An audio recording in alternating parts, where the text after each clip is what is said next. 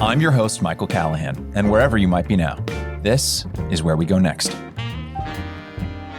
And Lenore Skenazy started the Free Range Kids movement and wrote the book Free Range Kids. Now, she is co-founder and president of Let Grow, the national nonprofit promoting childhood independence.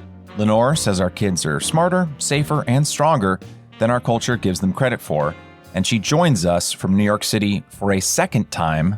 Lenore, welcome back.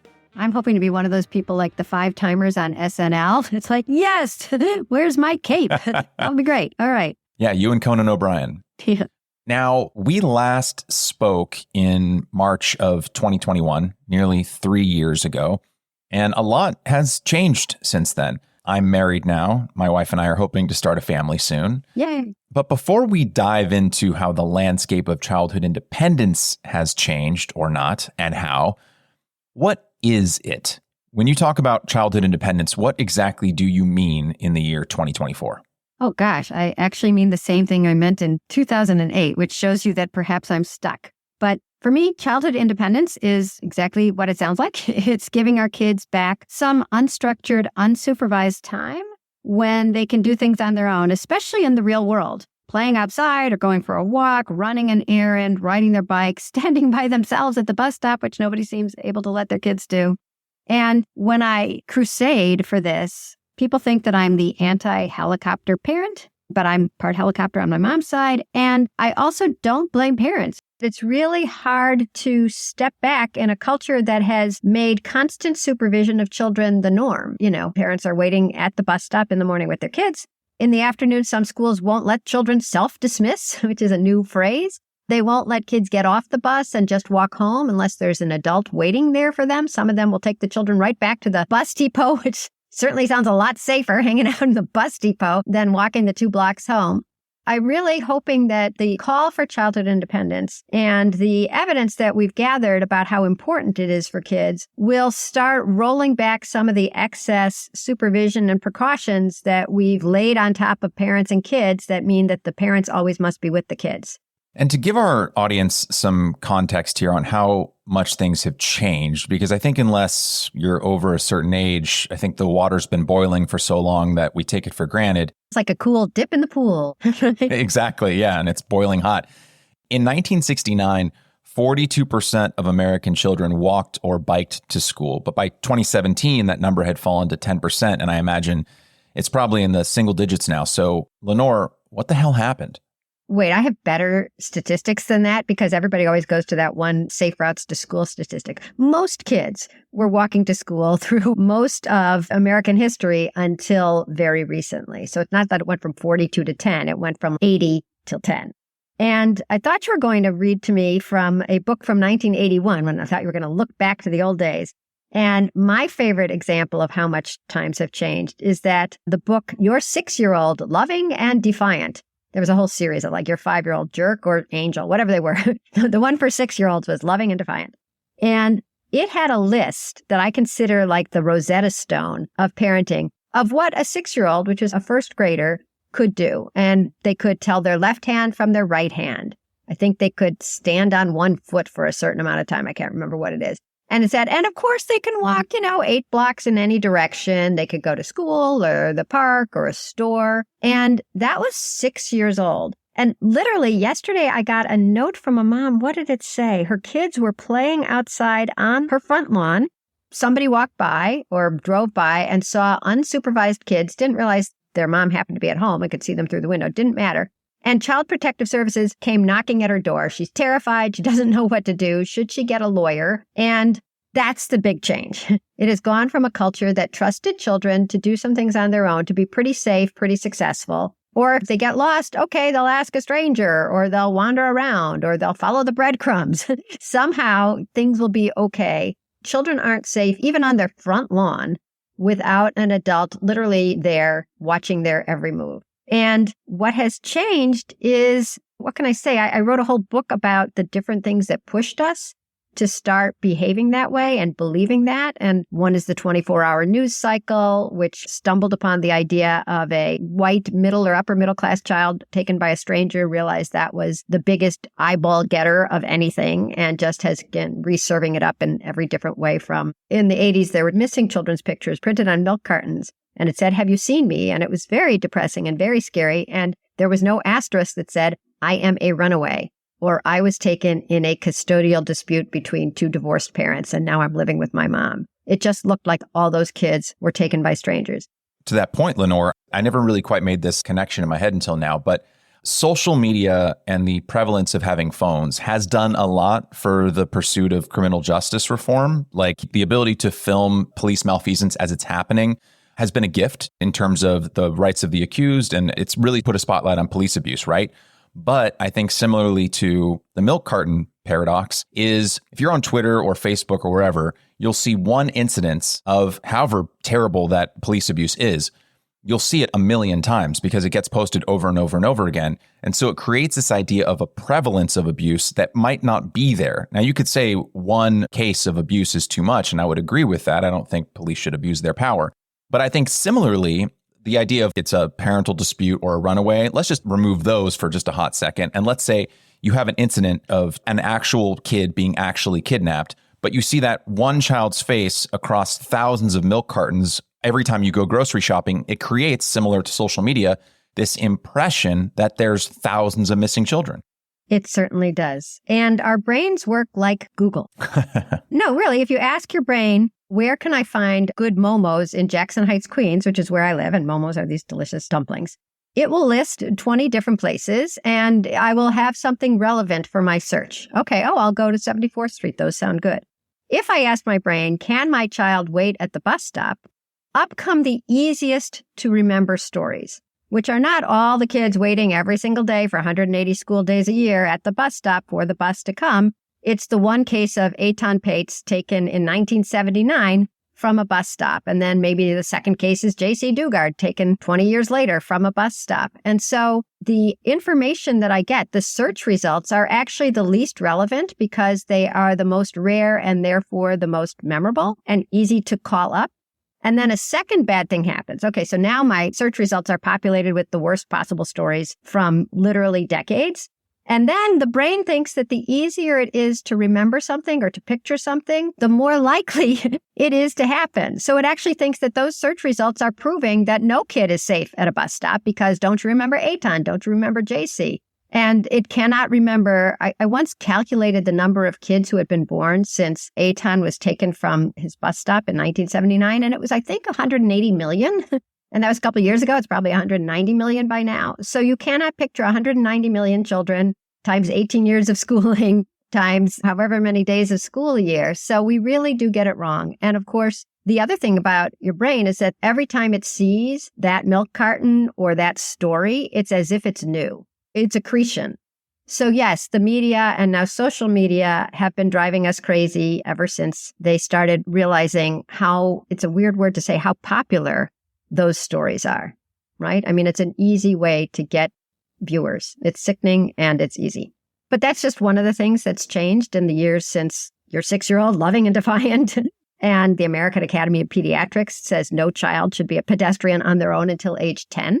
So it really is an evisceration of our trust in our kids and our community, and even in basic child development. I mean, kids are really seen as incompetent, even though we love them. Maybe they're competent at their homework, but they're not competent to walk to school. They're not competent to spend their time doing anything other than being lumps. And it's distressing to me because as parents, we all love our kids more than anything and anyone else in the world.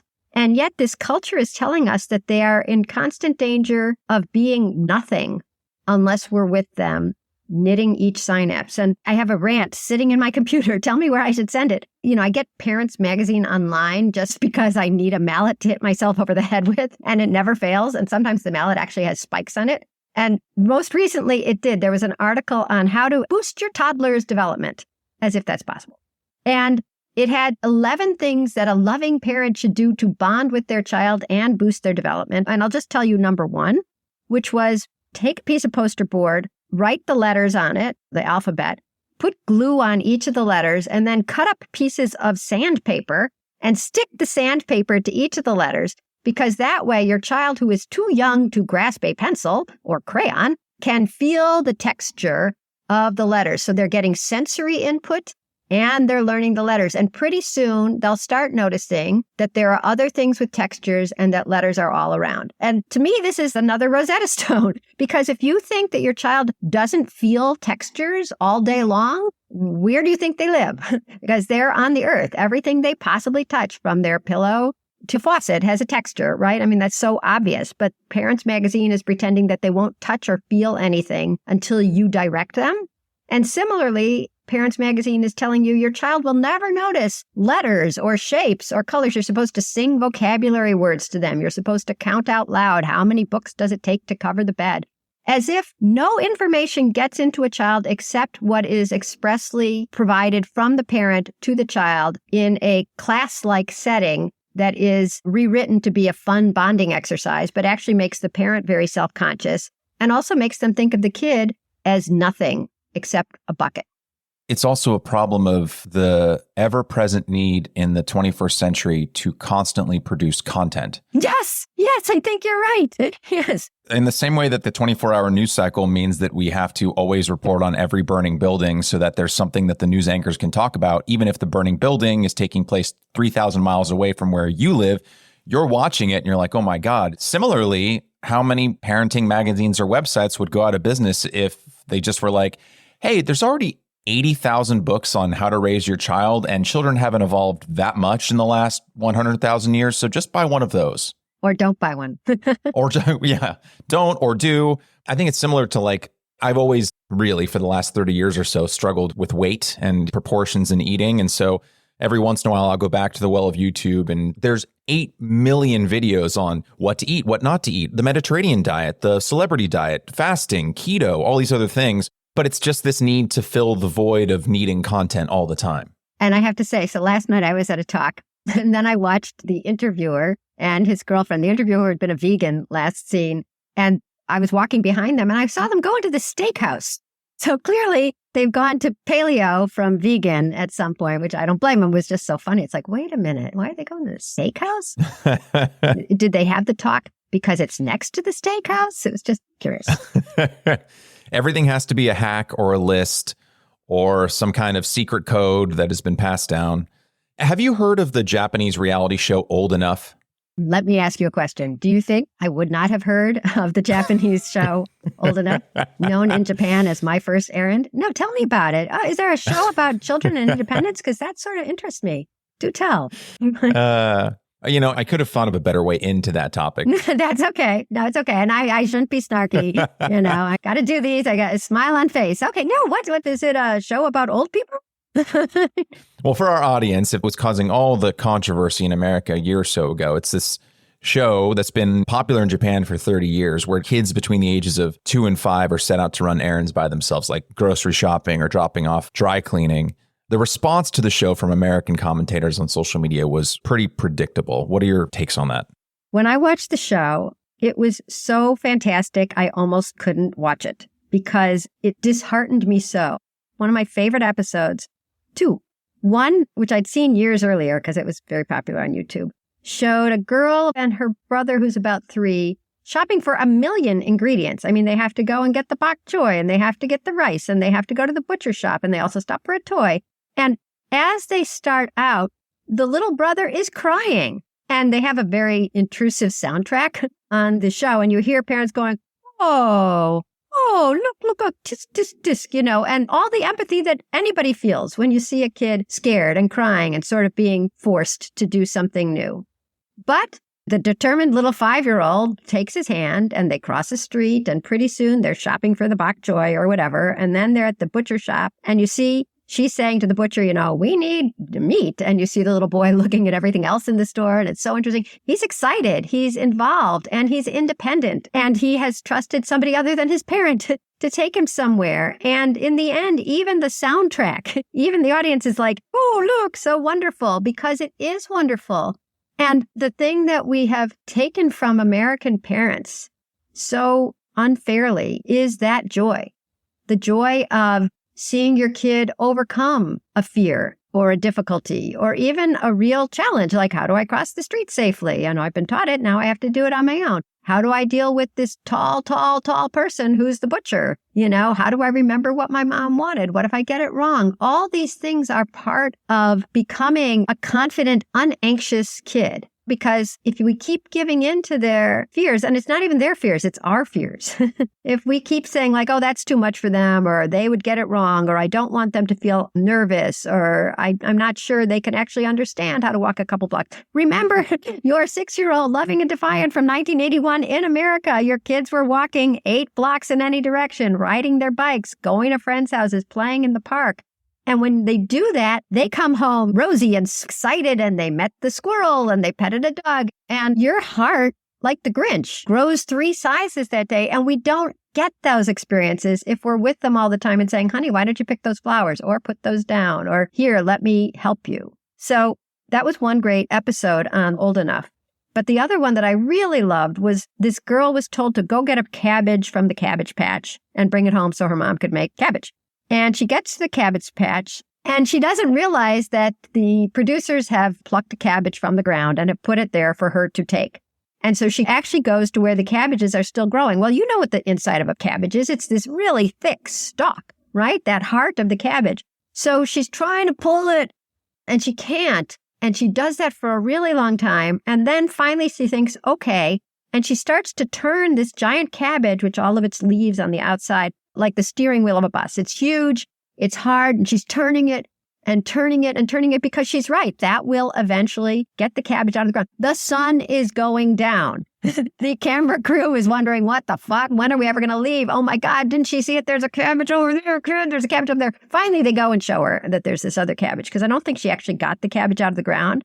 But I thought, what an amazing and yet totally normal kid. She's given a task. She's trusted to be responsible. She's helping out her family. And when she can't do something one way, she does it another way, and she keeps trying. And she would have kept trying till the stars came out because she's a human. She wants to succeed. And why do we take that away from kids? That wonderful turning on of a child, the ignition and the key. We've taken the key out.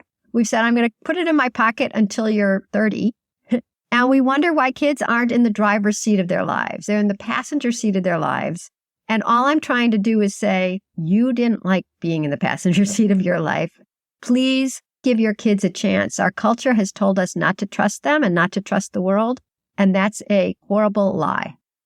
2 of my takeaways from those episodes you just shared. One, I think about the research I've done on Montessori education, and the founder of one of the Montessori schools here in California that I was able to speak with early on in this podcast run, and how Montessori education works for our listeners is you usually pair younger children with older children in the same class. The age difference might just be 1 or 2 years, but younger kids seeing older kids handle the very same problems or try to solve the very same things that they might be struggling with, seeing a child just a little bit older than them confidently doing that thing can imbue that younger child with that same confidence.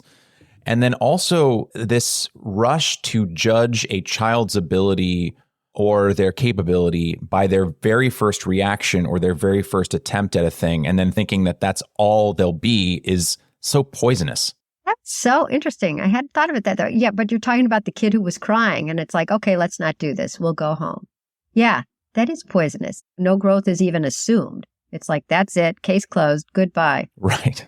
We're like, oh, he's crying. Let's do it for him. It's fine. He's crying. Where if you just waited, like you said with the show, you just wait 5 more minutes and he'll get over it. But it's understandable too. I mean, your crying child who you love, or even if it's a stranger and you see a child crying, you're like, oh, they must be in pain or in despair and let me help them. But you just have to let them work through it. To change gears a bit here, you said in one interview in 2021, quote, by the time you have an entire government agency warning you that pom-poms are deadly, there's something amiss. It's almost a parlor game, except that people are really being driven crazy. Come up with a reason that almost anything is a danger. It's an OCD culture. You feel like if you do certain things and you're obsessed by doing them, you can make things safe, end quote. And you've looked into the U.S. Consumer Product Safety Commission, an agency of the federal government that, quote, seeks to promote the safety of consumer products by addressing unreasonable risks of injury, end quote. So, Lenore, are you saying that pom-poms on children's socks aren't unreasonable? I'm saying that anything that passes the desk of a bureaucrat whose job is to prevent any injury, no matter how unlikely or inconceivable, will therefore find a reason to say, don't ever use this. I haven't actually looked at the site for a long time, but there are things on the Consumer Product Safety Commission site that are dangerous. There are batteries that explode, but there's no de minimis there. And so, for instance, we don't want kids eating lead paint chips. That's bad. We don't want lead in gasoline. That was really terrible. But if there's lead in the paint of Barbie's iris in her eye, that is considered a quote unquote dangerous toy. And I'm thinking, how many Barbie heads would you have to eat to get the lead that's in the iris of the Barbie? And by the time you're eating a lot of Barbie heads, something else is wrong, right? Like, why have you chewed off the heads of all those Barbies? Oh, well, I just thought it'd be fun. Nobody does that. And so I don't think the government and I don't think a litigious society allows for common sense, which is a recognition that you can't make the world perfectly safe. But if you make it 99.8% safe, that's safe enough.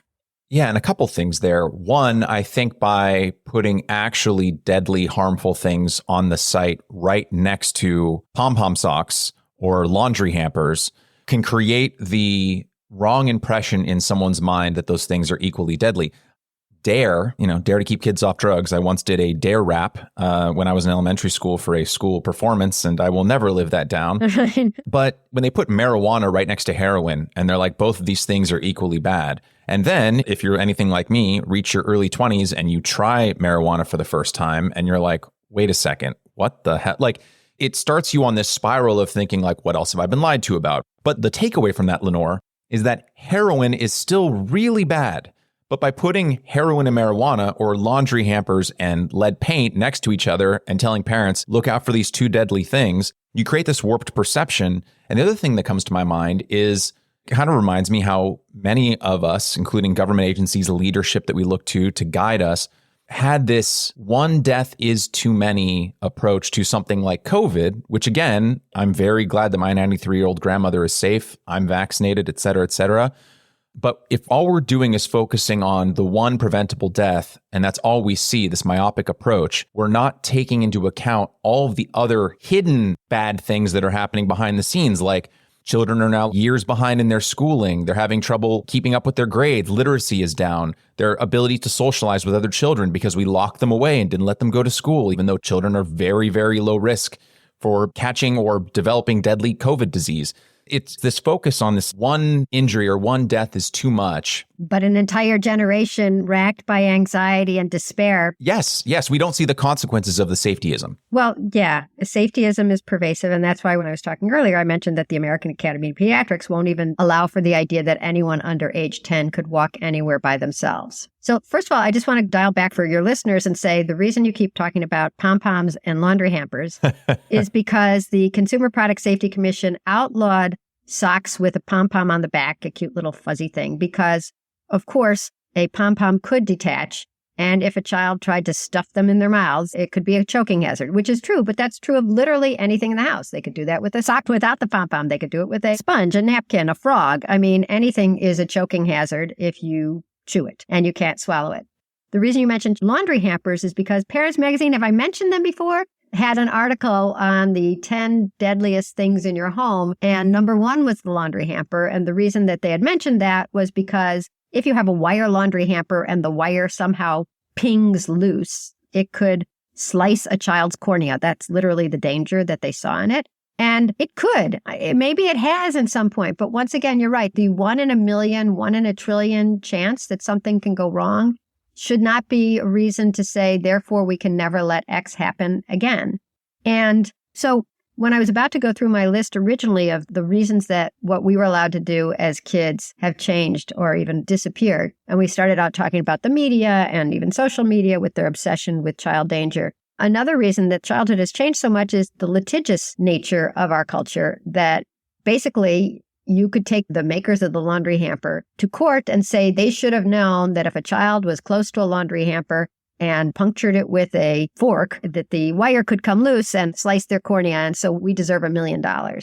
And you sort of have to think defensively in a culture that allows that. And I was talking to a middle school principal today who wanted to give kids free play after school and was very worried that a parent could sue them under the HIB bill in New Jersey, which is harassment, intimidation, or bullying. If you can prove that a child was hurt by another kid, even verbally, you can sue the school. And so how do you allow for normal human interactions if they're going to be seen through the lens of a trial lawyer and possibly a sympathetic jury?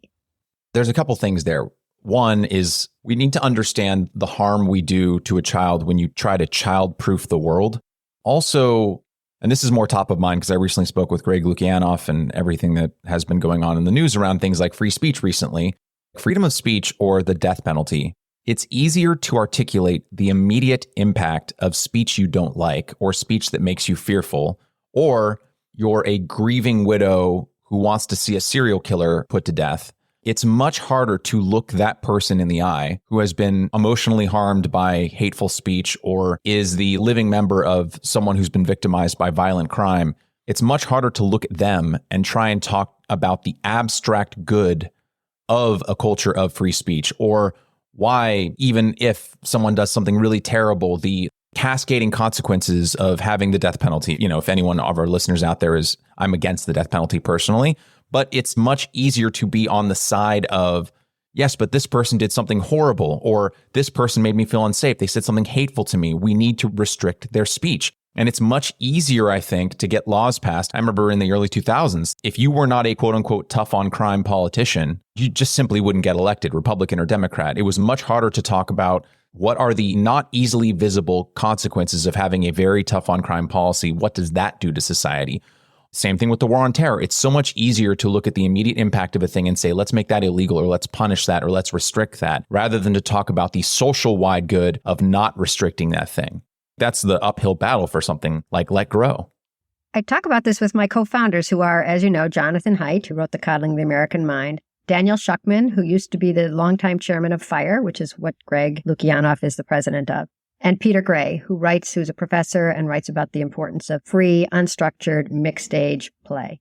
And it's really hard to make visible not only the problems that arise from over-supervision and over-structuring of childhood, but the amazing benefits that occur when you do let kids do things on their own. And they come out of this depression and anxiety and self-doubt, and I would say passivity that we've sort of made happen to kids because, once again, it's the being in the passenger seat of their lives, waiting for people to tell them what to do. I've talked to teachers from around the country who mention the same thing, and I don't know if it's a trope on teachers' websites or if it's really happening, but they all talk about what happens when a kid drops a pencil on the ground. They said that they sort of stare at it as if they're waiting for it to jump back up. And the idea is that they've been so conditioned to waiting for instructions or somebody else assisting them, unlike Old Enough or My First Errand or the Kid in the Cabbage Patch, that they're just waiting for somebody to say it's okay to get out of your seat and pick it up, or why don't you pick it up already? I talked to one teacher who was on crutches because she'd hurt her ankle, and so she leaned the crutches against her desk. And a kid had to go to the front of the room or the garbage can or something, and she said, "Miss Lewis, your crutches are in the way." It's like, I wonder how you could possibly get around a pair of crutches in a classroom. So there's something distressing and depressing going on. And the solution is to make visible the growth and almost the therapeutic impact of independence and free play. And so one of our two school initiatives that you can also do at home, but it's good to do at school because it's good to have a collective answer to a collective problem. And all our materials are free. So I might sound like a salesperson, but there's no sale, actual dollars being made here. One solution that we suggest schools do is stay open for a mixed age, no phone zone, free for all. I don't call it that. Social emotional lessons and leadership training, which is actually just play, before or after school. And I was just interviewing 3 teachers. They run a play club at their school, but that means they just sit there and talk to each other and watch the kids. And they've watched the kids do things that struck them as impressive and amazing. And I'll tell you 2 of them. One was that they were watching a soccer game of kids kindergarten through 5th grade. And one of the kindergartners fell and hurt himself. And the game stopped and the kids came around and they made sure he was okay because they were older kids and they were getting something out of this too, not just being role models, but empathizing. A little kid is hurt. Their hearts beat too when they're allowed to become the humans that they are and not just wait for somebody else to come and help the kid. And then the kid doesn't want to look like a baby around these big kids and also didn't want to stop playing. So he's like, I'm okay. And it's like, okay, buddy? Yeah, okay. And then they continued playing. And the teachers were talking about how if they had come over, the whole game would have stopped. The kids would have been passive. The teacher would have been taking care of the problem. And the kid would have been stared at as this injured baby. And nothing good would have come out of that. And they watched two kids arguing over a bucket. They said there are 80 buckets on the playground. The kids were arguing and pulling on it for, they said, 5 minutes, then 6 minutes, and then about 7 minutes. And they're like, oh my God, playtime is going to be over. Shouldn't we go in and just say, there's 1,000 buckets here. Choose a different bucket. But they held themselves back. Finally, one of the kids, the evolved child, went and picked up another bucket, at which point the other kid comes and starts yanking on that one too. And then they said, and then it became a game. I'm going to pick up this one. You're going to pick it up. I'm going to put it there. You have to go around it. You have to get me. And they were laughing. And we wonder, how do you get to the point where everyone is so thin-skinned and fragile, so easily hurt by a microaggression that there can be no free speech because anything could be interpreted as harassment, intimidation, or bullying? Well, maybe it's because they've never had to deal with somebody who is frustrating them, making them mad, not being fair, and then work their way through it and even get perhaps to the point where there's respect. And I'm not a boy, but you hear that boys are, they'll fight. And that's how they become friends. They'll have a tussle. And after that, do me a solid. And they're shaking hands and they're best buddies forever. When we think of any conflict or any frustration as too much for our children to bear, and we interrupt the growth that was about to happen, and replace it with stunting supervision and assistance, our slogan at Let Grow is always helping kids is hurting them. We have another slogan, always treating kids as fragile is making them fragile. We've got a lot of slogans, but the solution is, point A play club before or after school where there's an adult there like a lifeguard at the beach in case there's a shark, in case there's something horrible, in case some kid is drowning, but otherwise they don't get involved. Lifeguards are not there to organize games. They just watch for an emergency. So when you let that time unfold where kids are coming up with something to do and making it happen and figuring things out, like those teachers who watched the hurt kindergartner and the two kids fighting over the bucket, you will be amazed. Just like the audience is when they're watching the Old Enough show. You have no idea that these are people just like us, and they will come up with solutions just as we do. They're just younger and it might take them longer and they might come up with a solution that's completely different from ours. So start a play club at your school.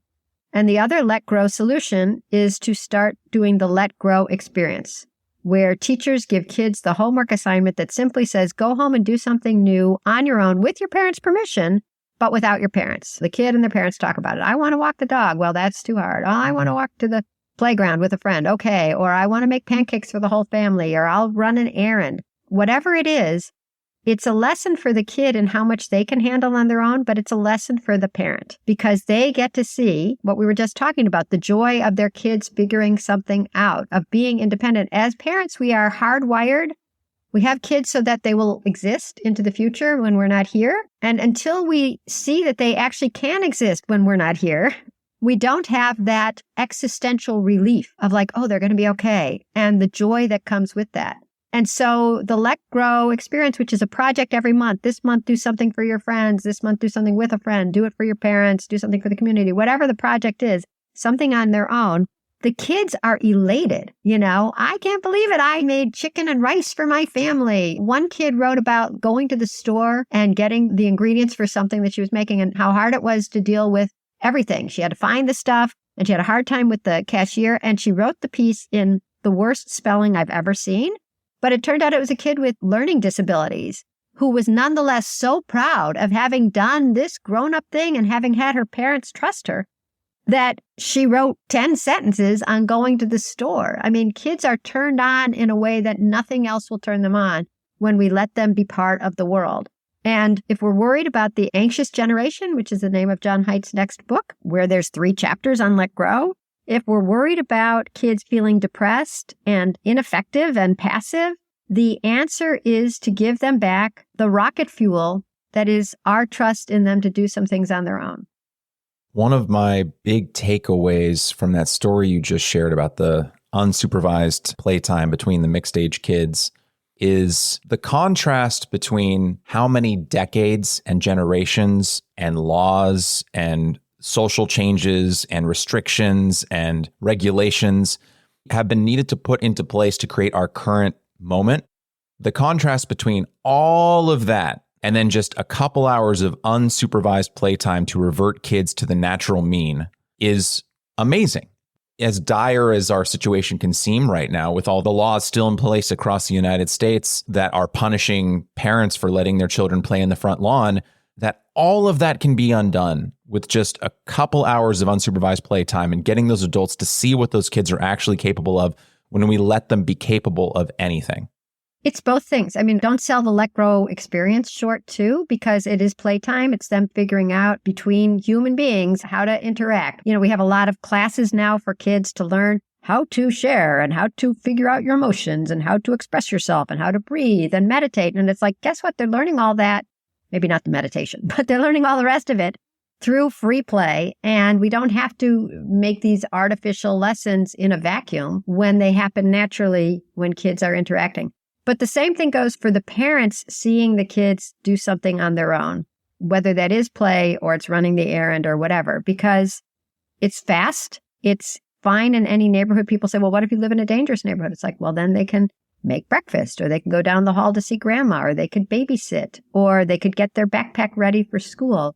It's the flexibility of life, right? In Japan, they're going to go get the sushi rice. They're not going to go get the sushi rice here, right? They're not going to go to the fish market here. But wherever you live, however old your kid is, there's something new that they could be doing and trusted with, and they will be competent and you will be relieved and everyone will feel the anxiety levels going down.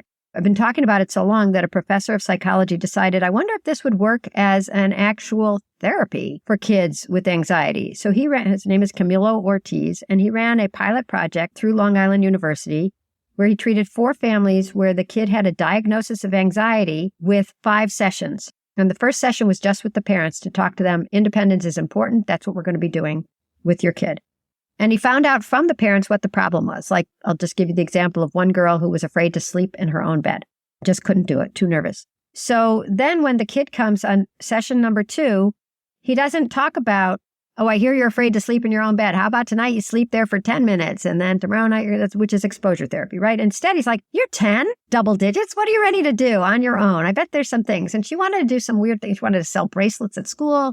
She might have been the kid who wanted to go play chess in the park. I can't remember. But one of the things she wanted to do was take a suburban bus in her quiet suburban neighborhood.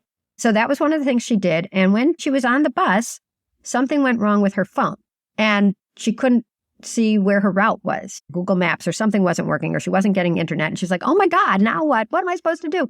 And the lady next to her starts talking to her. And it's like, oh, you know, your map isn't working here. Let's try it on mine. And somehow they figured out where she was going. And she got off at the right place. And that very night, I mean, this sounds like a fairy tale, but that very night she slept in her bed all night and then she kept doing it. And it was so amazing to the parents.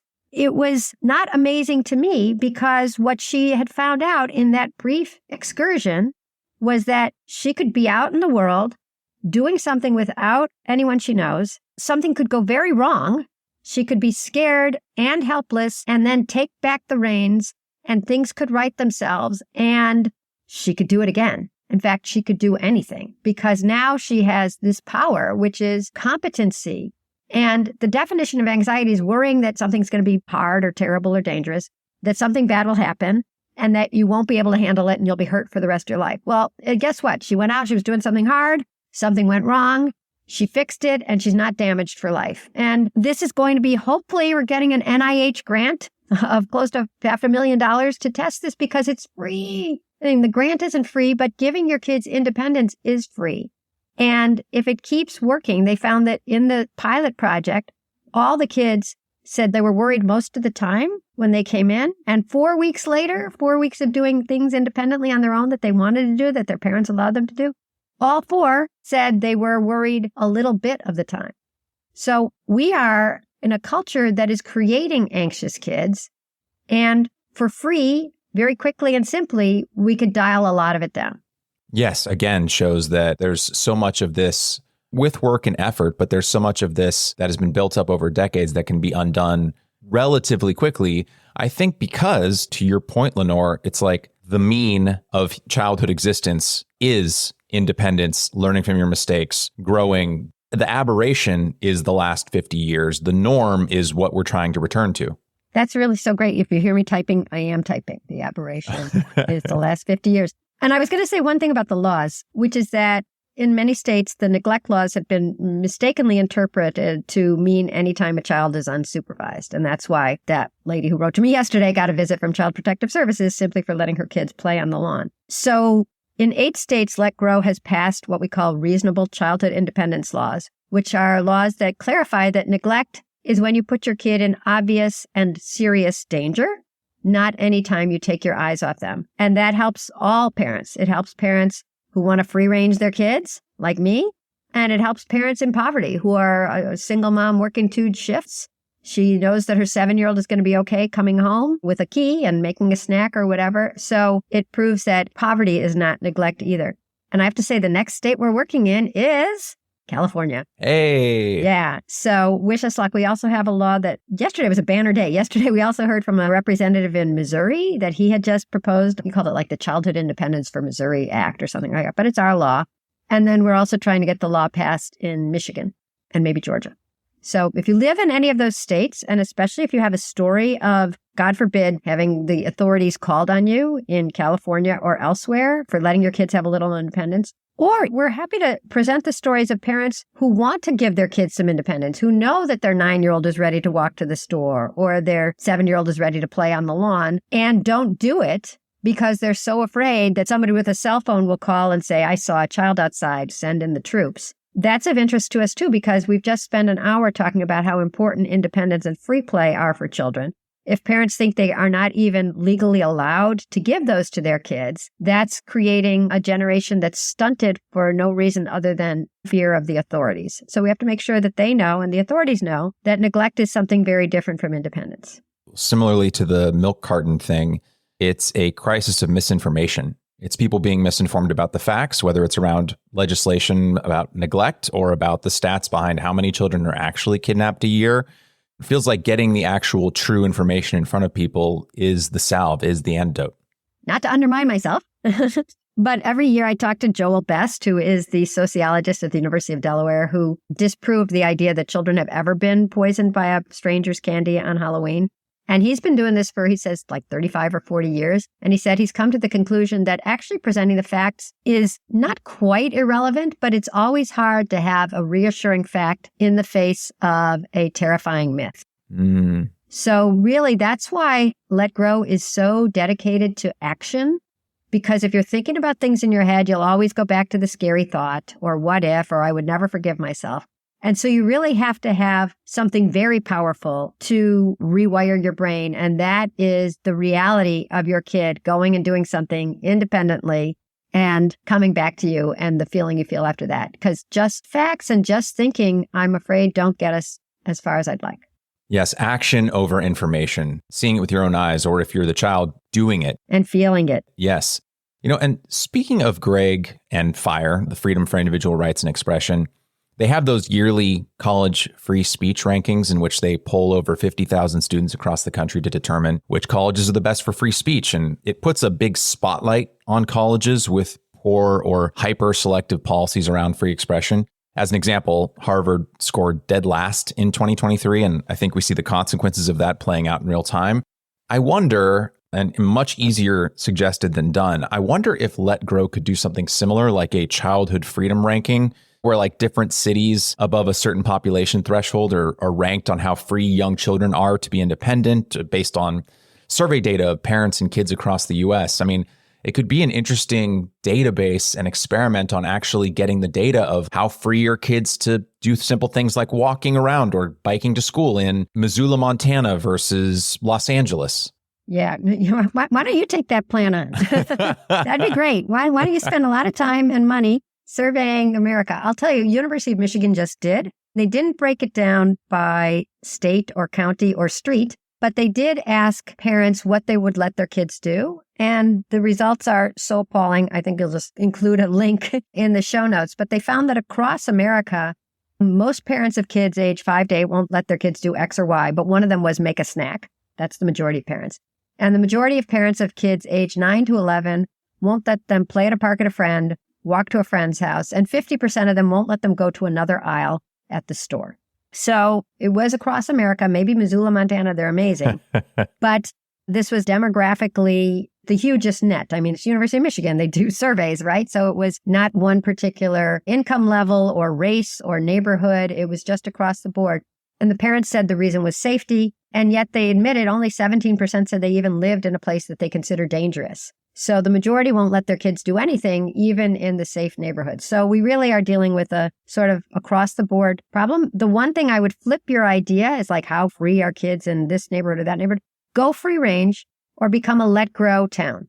We had 2 towns that have declared themselves free range towns, Teaneck, New Jersey, and Ithaca, New York, where the town council passed a proclamation, we want kids out and about. But as schools take on the Let Grow project and do the Let Grow project where they send the kids home with the homework, do something on your own, and start a Let Grow play club, they can be Let Grow schools. I mean, people call us and say, where can I find a Let Grow school? Where can I find a neighborhood? It's like, you have to make it happen. We have a small staff and all our stuff is free. So get it out there, download our materials, point your child's teacher or principal or school counselor or superintendent or pastor or rabbi towards our materials because they're very, very easy to implement, but people have to do them. So I'd say have your town become a Let Grow town tomorrow by bringing this to your school today. Yeah. And for any parents out there who are listening, you have a lot of resources that aren't just school specific. You have things like the Free Independence Kit, which is for parents and children to work on their own. You have the Let Grow Kid License, which we talked about in the last episode, and the Pledge of Independence. There's a lot of resources that are not just school specific for parents or neighborhoods or communities who want to take the initiative to make their town more independent for children, which is great. Yes, we do. Plug away. Yes, we do. We've got that all. Write to us, info@letgrow.org. Let Grow, everybody always thinks is Let It Grow or Let's Go or whatever. It's Let, L-E-T, Grow, G-R-O-W. And we're there. We're happy to answer questions. And we're really excited when people realize that this is easy.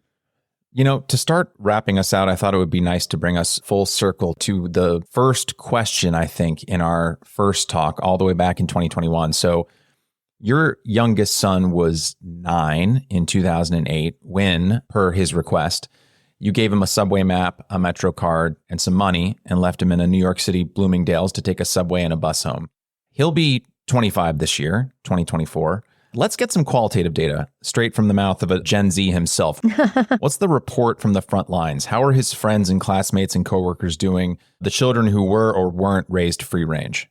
I haven't asked him that. People always want to know how our son is doing, which is the answer is fine. Got a job and an apartment, but it's an N of 1. Your mileage may vary. Your kid's going to vary what they want to do on their own and when and what your neighborhood is capable of and what you're capable of. So he's fine. My older son is fine. They both have jobs. They both don't live here. But, one of them lived here for a while. It's like people think that I have a recipe for creating a perfect, high-paid, extraordinarily happy child. What I have the recipe for is a culture that has gone crazy with fear. And I sort of have a 30,000-foot view of what it's doing to our culture as a whole. There's all this anxiety. There's all this depression. There's self-harm. And it's going up, and it's been going up even before the iPhone, so it isn't just because of social media or phones. And I have a solution, which is to roll back to a time when that wasn't the case. So I can tell you my kids are okay, but even if they weren't, I would still be flogging the same idea. Yeah, I think the question about how his colleagues or friends are doing or what his impression has been interacting with them is really rooted in, like, the older I've gotten, the more appreciative I am of what I was raised with. When I was like 6 years old, my ignorant 6-year-old assumption was that everyone had a mom and dad who loved them, who were there for them and empowered them to follow their creative dreams. I mean, my parents, I said one thing about loving writing, and they enrolled me in like a creative writing course when I was a kid. And my dad would sit down with me and type out stories before I even knew how to write. And so this idea that there were parents that were just there and present and hardworking and loved you, I was like, oh yeah, every family has that. That's just how families are. And then you get older and you go over to your friend's house for the first time and you're like, this isn't how it is at all. And then you go to college, at least in my experience, and it's just a mega dose of that. And that's one of the good things about getting out into the world is I just learned so many different ways to live. But every year that I've gotten older, and now as I'm thinking about starting a family myself, the more I am filled with the gratitude of what was, and also knowing now what could have been. And I think my question was more rooted in that, not how do you make the perfect child, but I have to imagine in our culture, the restrictive safetyism culture that you are fighting against with your colleagues in this way, trying to reform, your kids were an exception to that rule. And so I was curious if he's ever talked with you about like, hey, mom, I just got home from college and the stuff that I was hearing about what my friends weren't able to do just gave me so much perspective. Well, I would report that discussion to you if I'd had it. Did not have it. Well, that's okay. But I did want to say that, when you're thinking about your parents and what they gave you, it's love and confidence and support. But mostly they trusted you. They trusted you to have some interests that they didn't install that you had, and they believed in you. And the studies show that you need an adult in your life who believes in you. And it'd be nice if it's us parents. If you want to be that parent, you have to take a step back that proves that you do trust your kids.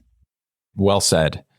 Having this conversation with you, Lenore, reminds me of why I wanted to reach out to you in the first place and why I'm so glad we're able to have a conversation again. My only regret is that it's been 3 years because I feel like, one, I could talk about this with you every single year. I thought you were going to say every single day. So every single year. Okay. Every single day, Lenore. Well, I could probably talk to you every single day. I think our listeners might be on the, let's say, 100th straight episode of the Lenore and Michael. Again with Lenore. Oh, my God. Really? Right. She's going to tell that story again about the kid and the bike. They're like, we get it. The cartons of milk. We understand. Right. No, but I just think that the work that Let Grow is doing is so vital. And the problem that we're trying to solve together, people who want to change the culture, is so vast and oftentimes dire that the work that you're doing is just really important. And I'm so glad that you're able to be on the show today and share your experiences and your wisdom and your advice with our listeners, because I know your days are busy and I really appreciate your time. So thank you for making the time and thanks for coming back on the show. Well, thank you. And we'll see what happens when you have a bouncing little baby of your own. I cannot wait. Don't bounce them. I'll let them bounce themselves because that's why it's important. There you go. But yeah, thank you again so much, Lenore. It's always a pleasure.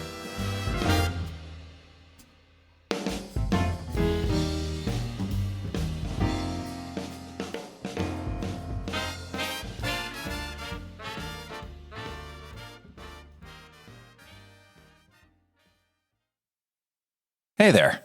If you're hearing this, you're exactly the person this message is for.